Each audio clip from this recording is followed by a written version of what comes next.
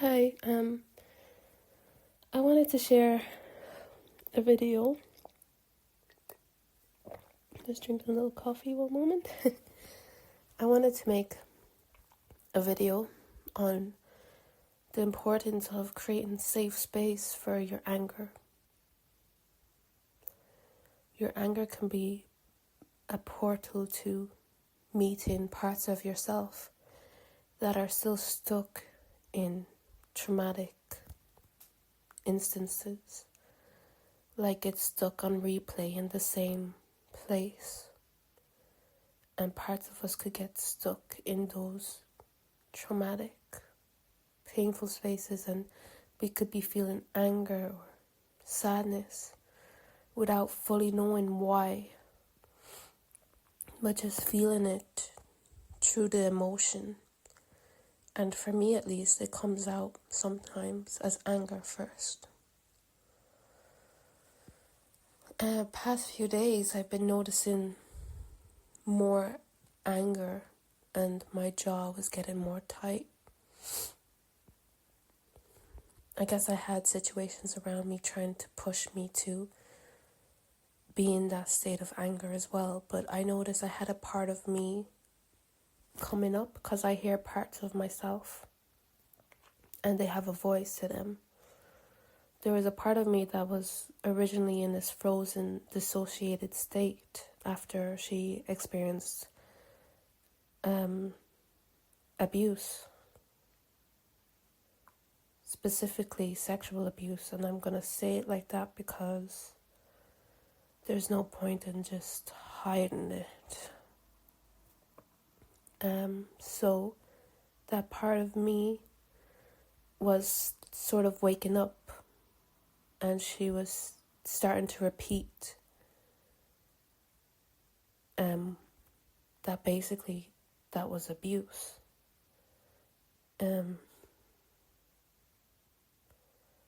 What happened to her, how it felt to her body,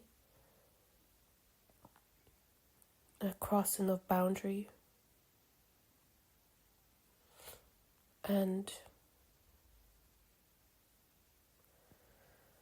so I have emotions coming up from her no longer being in that dissociated space.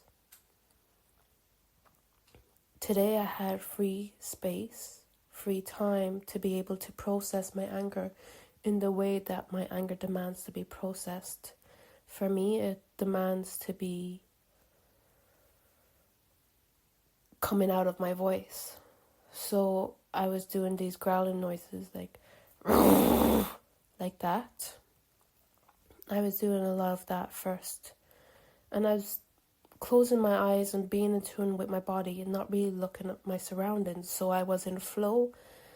When my body felt like it needed to do a rhythmic flow while doing it, I did. I pushed it against the wall in a rhythmic flow. I did that to help get that anger out fully. I did not know that there would be other emotions underneath it. I just going with the process and what I felt is right, as I had free space, thank goodness. So I went with that. And I was in a dark room as well, but then after I felt that anger disperse, I released all of it that needed to be released in that moment, still feeling in tune with my body. I went with what I felt was necessary. My body felt like it needed like a little, when you shake a little baby, like you're kind of rocking it. So I was holding my arms together, my right hand to my left shoulder, my left hand to my right shoulder. And I was like rocking a little bit, like a little shaking. And then I started to cry, and then I felt my body wanting to go down on the ground, so I kind of kneeled down. And I went with what my body needed, and that helped the whole process. And I'll continue to explain why that helped the whole process, but really feeling in tune with your body and going with what it needs helps release what needs to be released out of the body.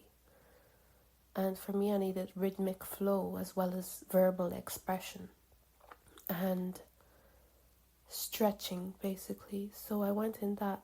And then I used to do yoga for 2 years as well, by the way.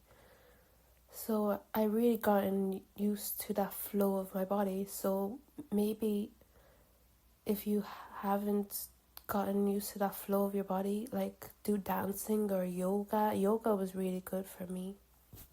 It helped me connect to my body and to my senses within my body. But anyways, I went with this and I was making all of these humming noises as well, I'm trying to remember certain noises other than my crying noises. It's like deep primal sort of noises. Like I'm hitting a very deep spot with it myself. And I was kind of conscious of it as well.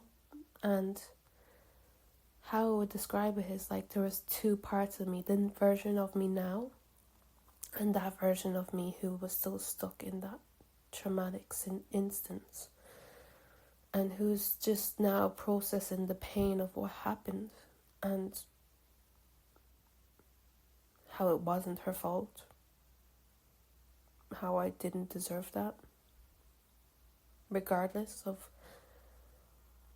what beliefs of my worth I had at the time. I still didn't deserve that.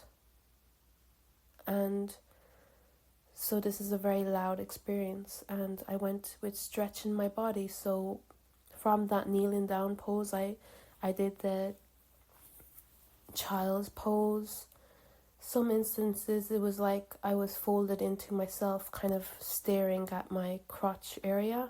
My eyes weren't open, but it was like that part of me was focusing on the pain that was within that area, energetically speaking. How that hurt really badly, emotionally. And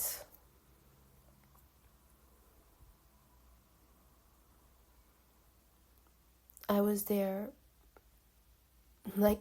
split into two versions of myself, holding space for her.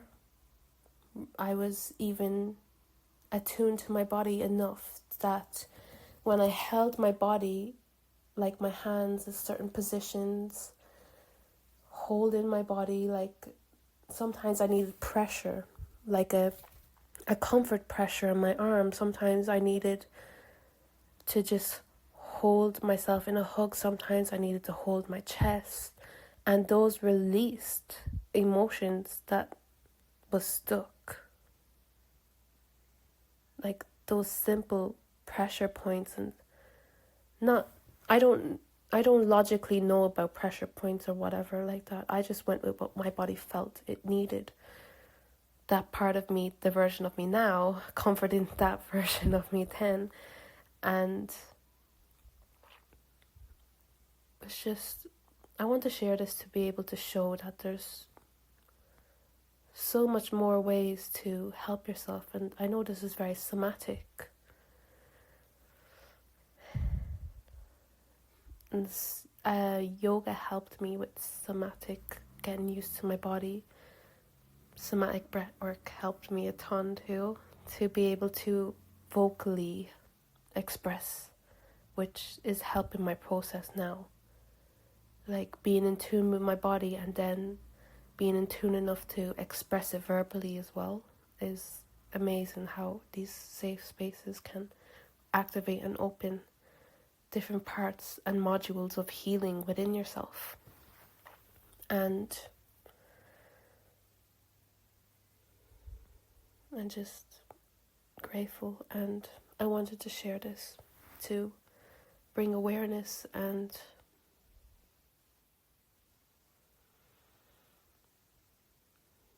to let yourself feel your anger, because that part of me needed love, and there's parts of you that needs love Two, if you haven't gone through this journey or similar or whatever, everyone's different, so everyone kind of process things and moves along the journey in a different way. So I don't expect everyone to do this. Other people find other methods to help them, but whatever helps. And if you're in that process of now feeling your emotions, if you went through a ton of trauma that disconnected you from your body and made you stray away from your body, and you experience a lot of fragmentations, I would definitely recommend getting more into somatics. And if that feels right to you, of course.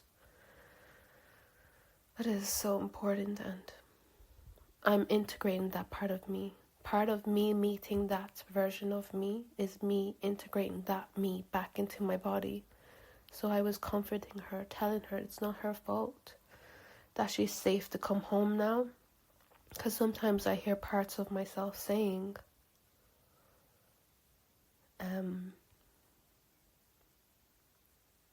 want to go home. And I've come to realize that parts of yourself stray in these traumatic instances. But they do want to come home because they belong in your body. But there's just sometimes this emotional process you have to go through to be able to integrate it back to yourself. And compassion is so important. And that version of me, I don't think it's fully processed, all of it. There's still emotions there, but what came up now is part of it, and I'm not rushing myself to feel more than what that version of me wants to bring up right now, because I'm patient to that me. I'm patient generally, and it's important to be patient with yourself and not push yourself, because I used to be in this part of me. I used to be a person that really pushed myself to heal. Like, I need to do this, I need to do that, I need to do that. Come on, I need to feel this, I need to do that. I've just so much pressure, and how can you be in a flow state if you're putting so much unnecessary pressure on yourself? Everything happens in the right timing, and everything will come up when it's meant to come up. And whoever is judgmental or etc.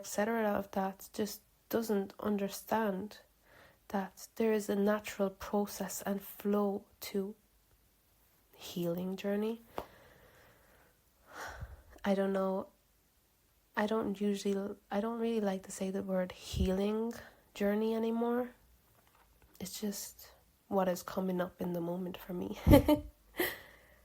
And just living my life and comforting myself and growing. And what comes up comes up. And it comes up in the right timing. And there's no need to pressure yourself. Regardless of other people's judgments, they are not in your shoes, so it doesn't matter. But I'm so grateful, and